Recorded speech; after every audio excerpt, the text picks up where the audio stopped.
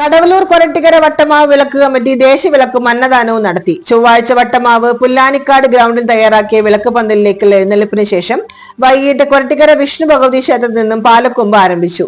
നൂറുകണക്കിന് താലമേന്തിയ മാളികപ്പുറങ്ങളും ഉടുക്കുപാട്ടോടുകൂടി നടന്ന പാലക്കൊമ്പ് എഴുന്നള്ളിപ്പ് വിളക്ക് പന്തലിൽ സമാപിച്ചു. തുടർന്ന് പന്തൽപ്പാട്ട്, തിരിയൊഴിച്ചൽ, പാൽക്കുടം എഴുന്നള്ളിപ്പ്, വെട്ടുകട, കണലാട്ടം, കുരുതർപ്പണം എന്നിവയോടെ വിളക്കിന് സമാപനമായി. ചിറമനങ്ങാട് വാസുണ്ണി സ്വാമിയും സംഘവുമായിരുന്നു വിളക്ക് യോഗക്കാർ. ഗുരുവായൂർ അയ്യപ്പനാം ഭജന സംഘത്തിന്റെ ഭജനയും അന്നദാനവും ഉണ്ടായിരുന്നു. ആഘോഷങ്ങൾക്ക് വട്ടമാവ് വിളക്കാഘോഷ കമ്മിറ്റി നേതൃത്വം നൽകി.